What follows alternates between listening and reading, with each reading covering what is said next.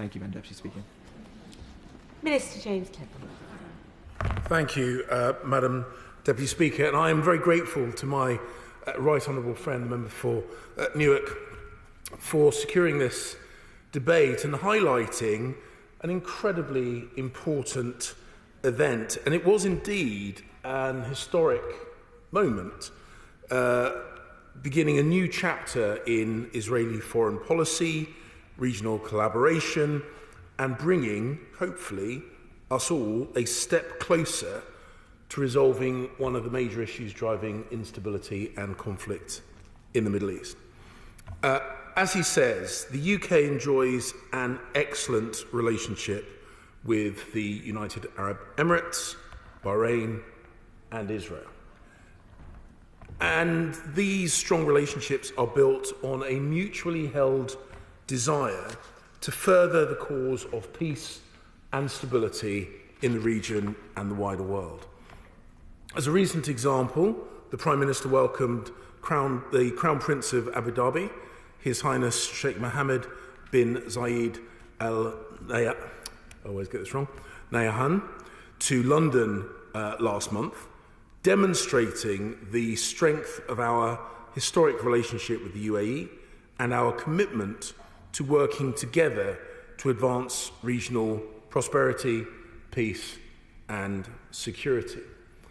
The United Kingdom and Bahrain also have a close and long-standing relationship, one that was reinforced on my recent visit to Bahrain. We benefit from a genuine and open dialogue, working together on mutually beneficial issues, whilst also being able to speak frankly when we have concerns. Meanwhile, the UK is Israel's largest European trading partner, with total trade worth around £5 billion last year, a significant increase on the 2019 figures. And we're working together on a new, ambitious UK-Israel free trade agreement that will modernise our trading relationship and cover new areas such as technology and data. Israel remains an incredibly important strategic partner, and we collaborate closely on issues such as counterterrorism and cyber to address our shared national security threats. The recent carrier strike group engagements, including at the port of Haifa, demonstrate the strength of UK-Israel defence ties.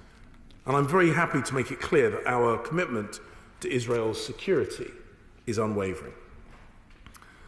He mentions the fact that good friends of the UK came together through the Abraham Accords to be good friends of each other. And these three great friends of the UK chose a path of peace, collaboration, and prosperity between societies, cultures, and as he was right to point out, people. We were one of the first countries to welcome the Accords and to celebrate the other normalisation agreements that followed with, for example, Morocco and, as he said, Sudan.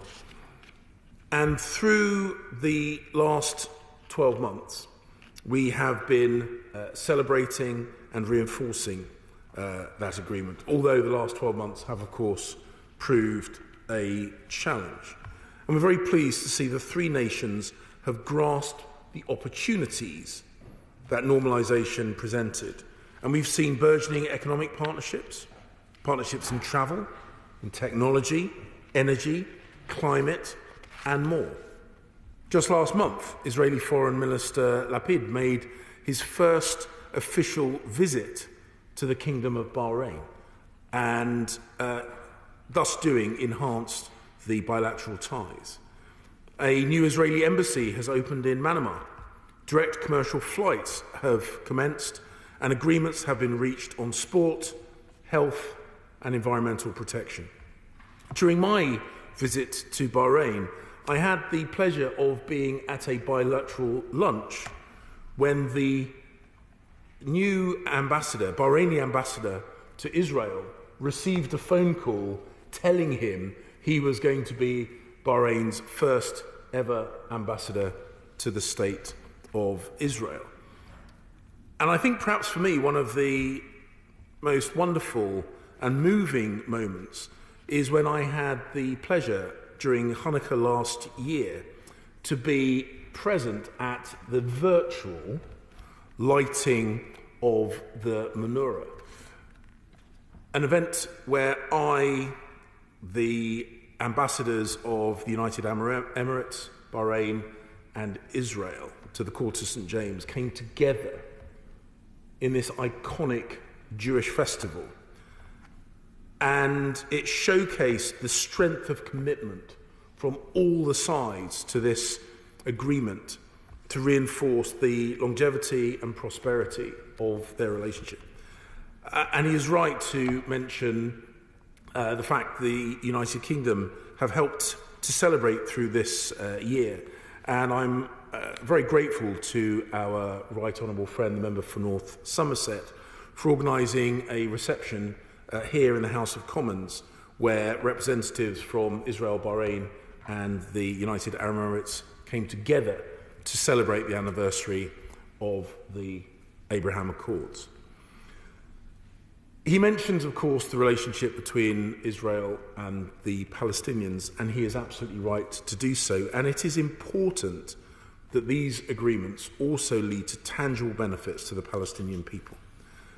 Sadly, the escalation in violence that we saw in May of this year and the loss of life that resulted is yet another reminder that we collectively have a responsibility to break the cycle of violence using our strong and strengthening relationships with all the parties. As the Abraham Accords demonstrated with the suspension of plans for annexation, normalisation has had a positive track record for delivering progress toward shared goals. And the UK is committed to making progress towards a sustainable two-state solution that ensures a safe and secure Israel living alongside a safe and secure Palestinian state based on the 67 border lines with Jerusalem as the shared capital of both states. And we believe that negotiations will be the only way to get this outcome that will be supported by Israelis, Palestinians and the wider international community.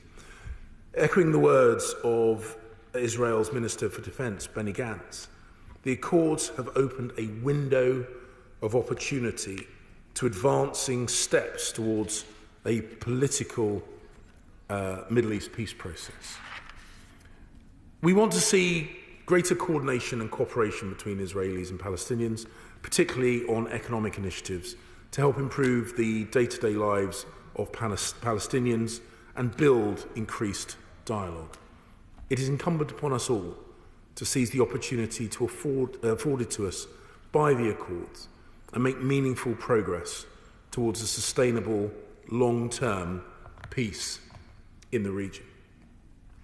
We welcome recent engagements between the Israeli government and the Palestinian leadership, including the meeting between Palestinian President Abbas and Israeli Defence Minister Gantz on the 29th of August this year. I'm due to visit Israel in December of this year, my first visit as the Minister for the region, although of course not my first visit to the country, and I will have then completed the trio of Abraham Accords initial signatories, having visited the United Arab Emirates and Bahrain earlier this year. And I look forward to discussing what further opportunities the Accords bring, not just to our respective relationships with Israel, the Arab Emirates and Bahrain, but in what we can do to use these accords to further peace and prosperity in the region more widely. And of course, we have encouraged other nations to seize this opportunity and to also normalise their relations with the state of Israel. So we've urged further direct engagement and call on all parties to work together to tackle the immediate and the long-term threats to peace and security. In closing, Madam Deputy Speaker, the Abraham Accords demonstrate how normalisation can bring people together, to forge new friendships, and, as my right honourable friend said, perhaps most importantly, to nurture hope. And we will continue to intensify our diplomatic efforts in the region, focused on creating the conditions for long-term sustainable peace. And I look forward working closely with my opposite numbers in the UAE, Bahrain, and Israel, and indeed any other country that wishes to join and support the normalisation of relations and bring peace, strength, and stability to the region.